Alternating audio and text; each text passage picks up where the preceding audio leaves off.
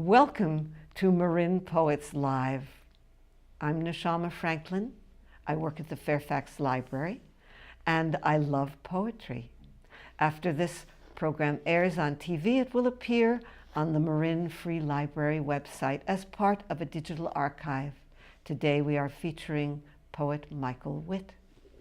Hello, Michael. Hello, Neshama. Here we are. So we love to start with the Marin poem. It grounds us. So what do you have? Okay.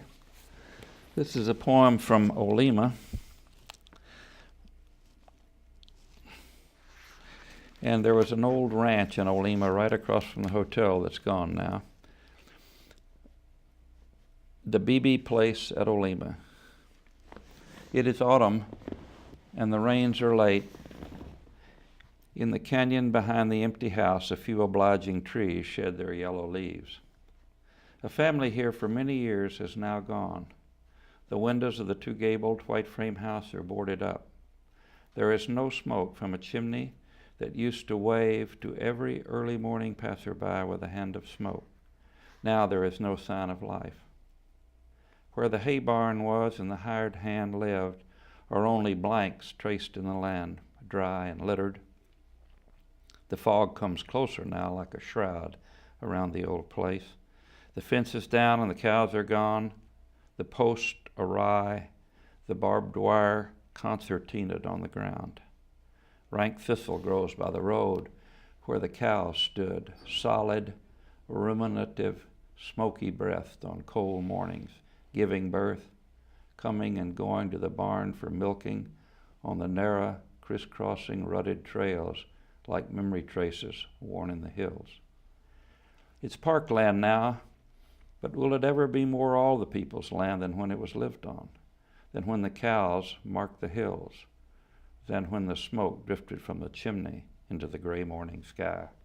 That's such an elegiac poem. And you're both building it and erasing it at the same time.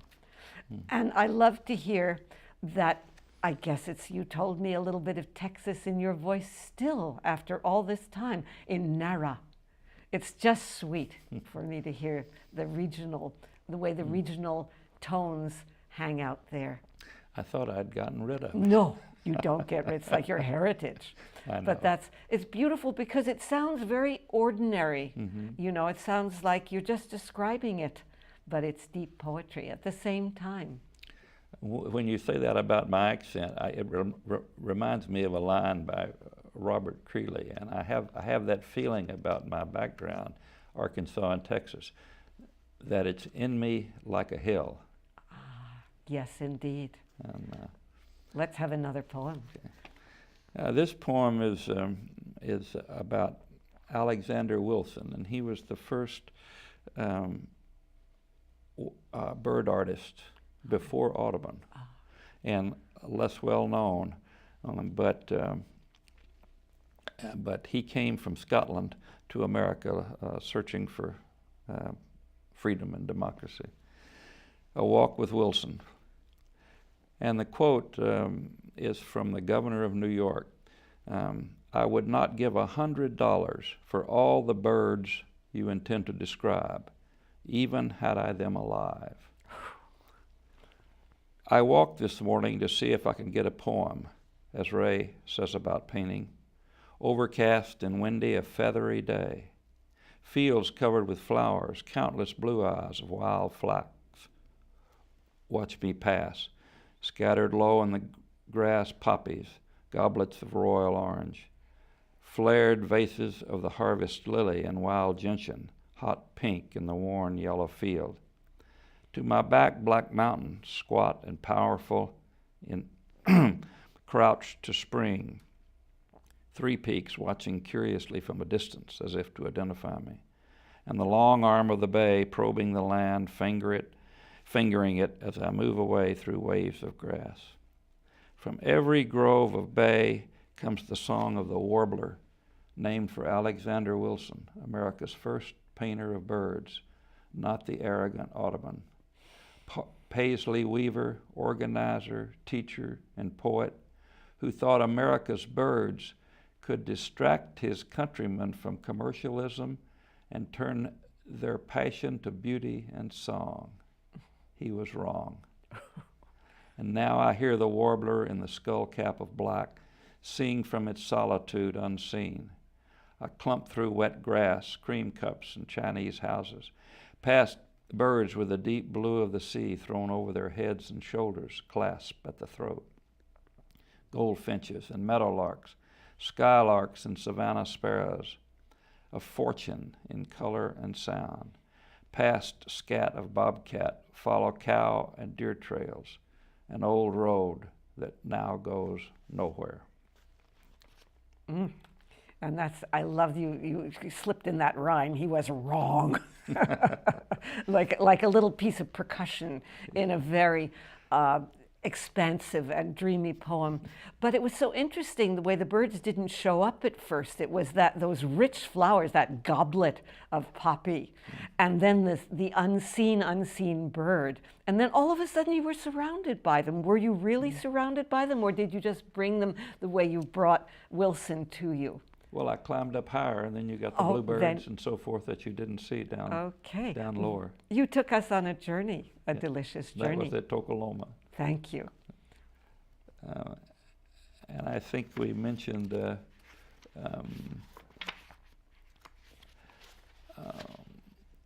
Harry Schofield, the Episcopalian minister who loved poetry and who lived in Lucas Valley in an Eichler home. On leaving Harry's for Harry Schofield. Harry is in his 80s. He expressed surprise that he could live so long. Grateful for this too. A retired minister who still rises every day at dawn to meditate. A Unitarian, he tried to bring humanity and justice, civility to a beleaguered world. With a smile and a tale often told on himself. With poetry as a pick, he extracted from crevices of the human mind that which is inspiring, praiseworthy, and enduring. He suffered a stroke a while back and is now unsteady on his feet, but his mind is unwavering. To make a point, he holds up a finger crooked by arthritis, quotes from memory a poem in its entirety. When I walk out of Harry's, the last light lingers on the highest of the hills. What a gift these are. These are portraits of the portrait of someone you hold very close and bring him fully to us, sketched, but every line is very definitive, and it's very sweet and beautiful. Thank you.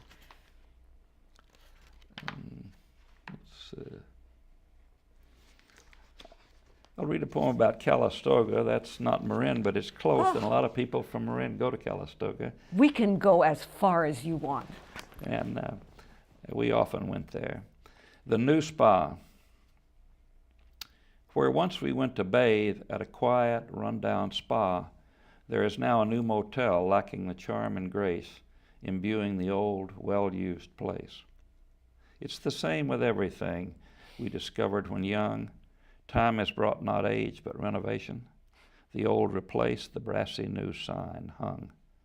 Far in advance, one needs reservations. The rooms are now so expensive, most of the old European crowd are gone. Affluent professionals and those living on dividends swim laps, read novels, and check the market page, ignoring the palisades and pointed firs that guard the old town of Calistoga.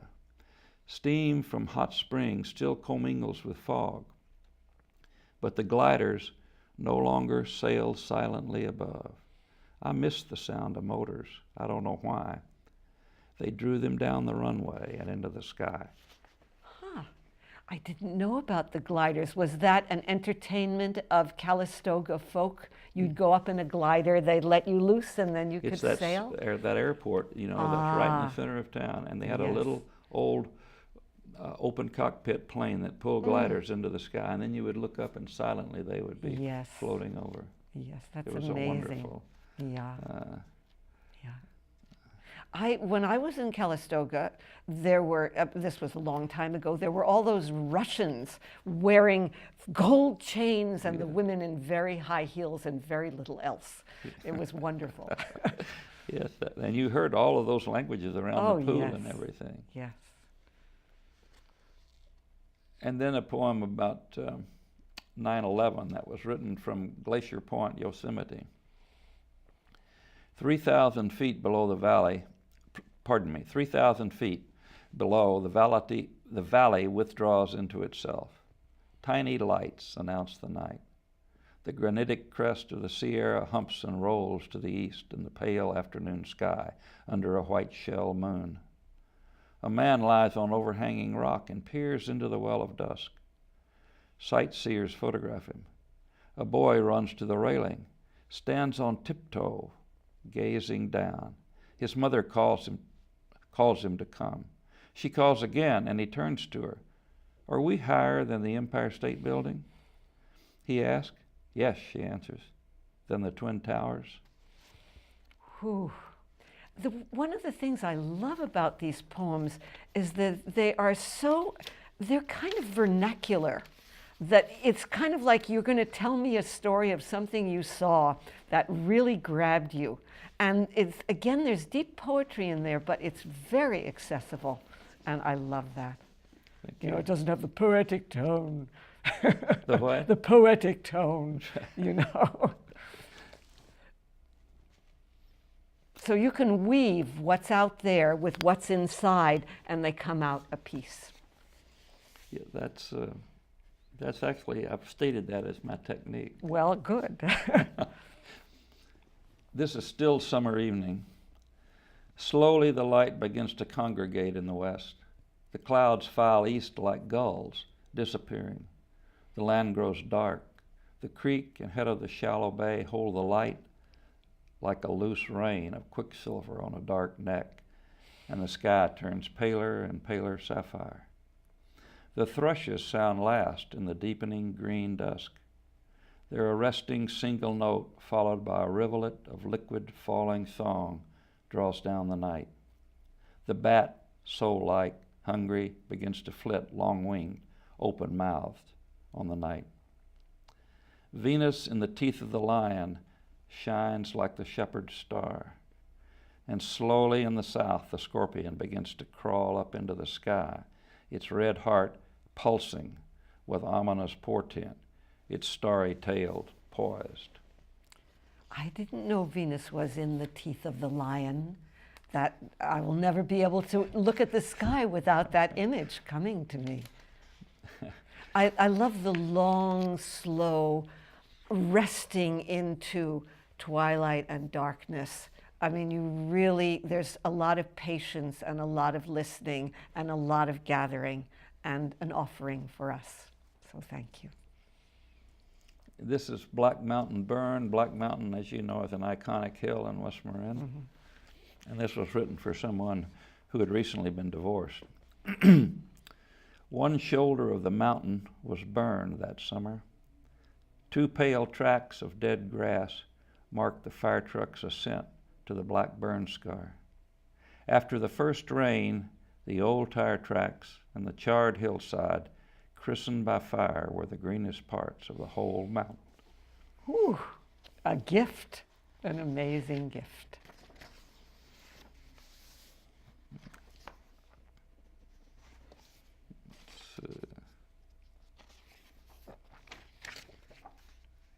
And then October, since it's October, okay. And we talked about that. I went out early one October morning to get the Sunday paper. The air was cold, tipped with frost. Without thinking, I began to walk. What drew me down the curving road was the plaintive voice of the golden-crowned sparrow, awakening within me a sharp melancholy that reached my marrow. I could not find the singer of that Keatsian song, so I turned back toward my house, thinking perhaps I would make a fire and relieve the chill. Delicious. And then truth, since that seems to be in short supply these days, if not non-existent. Truth. I have scuttled all that is opinion, all that is hearsay, and sail now only on the skeletal craft truth. It's a lonely sail and often slack wind, for besides number and the science lab, there is little other than wild thoughts, irrational beliefs, gross misconceptions that run like storm over the sea's breast. There are few days, really, when the wind is right and visibility good, nor fear of storm nor slack keeps one from his tack. That's very timely. How long ago did you write that? Long time ago. Yes, well, life hasn't changed that much, but it's just more obvious because the information, we're battered with information and opinion all the time. And there's no reference to the truth, and the press treats one lie as being negotiable, you know. But you know where you find your truth, and it's in your poems. Yeah, that's what you're looking for. So let's have some more. We have about 10 minutes worth of, little less than 10 minutes worth of poetry too. So this is from the land of Marin. This was after the invasion of Iraq and after 9/11. Yeah. And this is right after the invasion of Iraq, crossing the Euphrates. As I stepped through the fence, bending between the strands of barbed wire held apart by my wife, and emerged from the willow fringe into the path of a sharp wind, cold coming from the sea, I feel a chill, the breath of mortality I sensed this morning afield. Our troops have crossed the mythical Euphrates, cradle of civilization, and pushed toward Baghdad. Having grown weary of wars and empire, I had hoped against reason for peace. I wonder, am I losing my strength? What is that blackbird, she asked. It is a song sparrow, I answered, singing from the dark of its shadow. The flowers of silverweed are furled, its coin hidden beneath its leaf. The arrowweed thrust up its shafts, in which a troop of goldfinch feed. They fly before our feet. An osprey circles, talons lowered. Vultures wobble overhead, looking for the dead. A hummingbird confronts us, showing its throat an iridescent red, as if it were slit and fantastically bled. There the war came, with the barbed wire, with these delightful and beautiful animals who are animals, and the animal stuff comes out of them. That's Maybe it shouldn't, incredible. but it's how it invades nature. Well, we're of a piece. You can't divide it up. Lovely nature, and horrible society. Yeah. This is the human mess that we are. And then, on a similar theme, maybe it's called raptors. Have a strong hooked beak. Have no pity on the weak of species on which they prey. Fall upon the one that can't get away. High in the sky grapple, talon to talon, locked in battle. Mate in fierce embrace. Rarely kill one of their own race. I love the way the rhymes sneak in. Yeah, I call that opportunistic or spontaneous rhyme. Yeah, it's like hammering, hammering the points. Not hard, but pointed. And trying not to force it. No, they are definitely not forced, but they sing in there. Let's see one more from this book. And it plays very nicely with the first poem, the battle poem, in which you were feeling so weak. And so you kind of took on the raptor as the truth of its strength, just to taste what it might feel like to be like that animal. And yet it doesn't kill its adversary. Yeah, exactly. Yeah. This is 3/11. We happened to be in Spain when they blew up the station there. We were asleep across the street. And this poem was written from that experience. Actually, we left Madrid and went to Extremadura, which, by the way, is where most of the conquistadores came from that invaded the New World. This is for Arturo Tello and Karen Grushka, his then wife. I heard the plaintive cry, first in Trujillo, home of Pizarro Conquistador. I heard it again in Cáceres, in the old town in the rain in Estremadura. Then I heard it at the Alcazar in Seville, with the smell of orange blossoms and dung from the carriage horses. Seville, where swifts swirled around the great cathedral at dusk, as if it were a mountain bluff rising above the traffic. I heard the plaintive cry at the Alhambra in Granada, where Columbus knelt before Isabella's throne and she launched the voyage that discovered the New World. From the bare branches of trees flung against the winter sky like dancers, or patients in the throes of delirium, or victims falling, I heard the lament of blackbird, orange-beaked on its leafless perch in cold and rain. For Christian and Catholic, Mussulman and Jew, for all the citizens whose blood is splashed on walls like graffiti, walls of Madrid, New York City, Jerusalem and Kosovo, walls without pity of Baghdad and Sarajevo, I heard blackbird sing its mournful song. Wow, so much is packed into that. It reminds me of an etching of Goya because it's so kind of cutting and powerful, and it drags in all that heavy, heavy stuff, and yet there's beauty. There's the orange blossoms and the dung in, cheek by jowl. And it's such a beautiful area. Yeah. Sevilla is such a beautiful city. Yes, yes. Okay, 5 minutes, 4 minutes. Let's see what awaits us. Okay. This is from I guess one of my more recent books, Open Range, about the West, the American West. And has a poem in it that's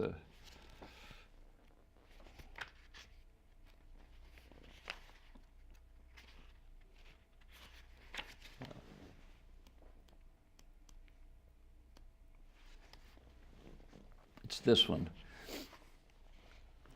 All the punch is in the last stanza, called High Country. Wintertime in the high country makes the world a bracing place, more than in summer when peaks are shorn of snow and the air lacks that cold, crystal clarity. Cottonwoods line homestead and creek, their branches bare and smoke-like, smudging the loom of clear sky and dun-colored hill. Dark mountain chains with sawtooth summits of pure white incised the sky like shark's teeth. From canyons orange and purple, willows bleed out over the alluvial fans and stain the spare landscape. Horses and cattle lit by winter's low-angled sun with supernatural luster graze in fields crazed by light. Small towns here, touched as if by God himself, stand in stunned silence and wait for Judgment Day. Whoa. But I've been, that just brings that landscape back to me. And the loom of the sky, did I hear that correctly? It's an amazing image to think of. And I think about, that so many people who wrest a living from the land don't have an appreciation for its beauty. Maybe the working of it is too consuming. Hard. Yeah. Yes. Yeah. Yes. And that's that's the sort of the meaning of that poem. And and this one is for this is your. We have 2 minutes. Okay, so. 2 minutes. Okay, well, this one I'd like to read last, and called Cruzeros. It's about the illegals coming into the country. It was written for a Catholic priest. Without Marin, Baldric, or Holberg, without halberd, harquebus, or mace, in search of the 7 cities of Cibola and Quivira to the east, they still come, in old clothes and street shoes, ill-clad for the journey.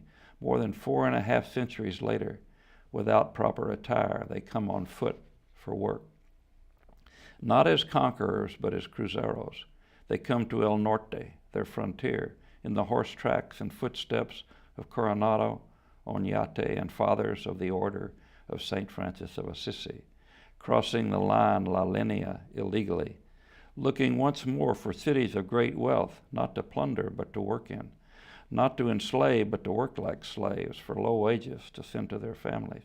Not for their king, they come to the land of the conqueror to seek their fortune. In a dry land of rock and thorn and heat, volcanic rock like slag covering the ground, they are called wets, short for wetbacks, mojadas in Spanish, where there is no water, there is no river, only what they lose in sweat and a little urine, which they may need for drink, to create wealth for gringos, to work their cattle, to do their lifting. We found their trash, wetback trash, on a hill of volcanic rock, cholla and catclaw, mesquite and hedgehog cactus, yucca and shindiger. Dismounting to look closer at their leavings, a sun-stiffened sheet of cheap yellow paper with eagle and snake and the national anthem of Mexico in this land of rattlesnakes and thorn. Olive wreaths, a memory for them of glory, a laurel for them of victory, a grave for them. Your forehead shall be girded with olive gardens by the divine archangel of peace. For in heaven your eternal destiny has been written by the hand of God. An old backpack discarded, a picture album of family with the word memories written on it in English, evidence for a past life that has now been left behind in order to survive in a new land as someone else. Bra and panties, Texas Basin label, caught on a thorn bush, a little boy's tie, a girl's scarf abandoned. Is this where they were caught? Where they begin to get dehydrated and desperate, hyperthermic and heat crazed, where death flitted. No milagros here in this burning land, this mal país. No virgin delivering roses wet with dew, with love. Progresso tortilla bags empty, rattling in the wind. NAFTA corn from the north, the treaty that killed their ejidos, a condition to protect U.S. farmers. Tins of corn and tuna, a bedroll bound with a frayed rope where there is no place to lie down, no shade, no water, but in troughs of green scum and yellow wasps. Plastic water bottles empty, milk cartons, and ants crawling everywhere.